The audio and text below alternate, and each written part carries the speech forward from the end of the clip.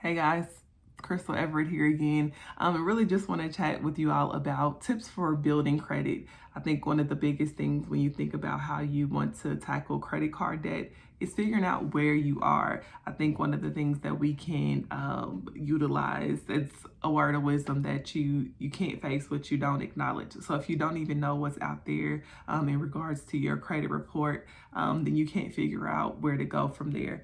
So my first tip is being able to utilize annualcreditreport.com. And through the pandemic, the credit bureaus, the three major credit bureaus, are giving us weekly access to see what's on our credit report. We know that there's higher instances of fraud and people utilizing, identity theft, and that sort of thing. So being able to see what's on your credit report will help you figure out what strategies you can move from there. So annualcreditreport.com is the website that you want to check out and figure out again what's on your credit report. You might have something that you thought was handled but isn't, and so you have the opportunity to dispute what's on your credit report, and again figure out if that's something that's holding you back when it comes to being able to achieve a certain credit score, or again just be able to satisfy any debts that you have there, but just being able to check in with those bureaus, and if there's something that shouldn't be on there,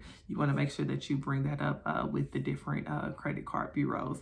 Another thing is to be able to pay your bills consistently. So any bill that you have, you obviously want to pay on time, but anything that's reported to the credit bureaus, it's very important for you to pay on time and as you can. And if you can't, being able to check in with those creditors to say, hey, this is what I have, I understand this is what I owe, and figure out what solutions that you can work to and through with those different creditors.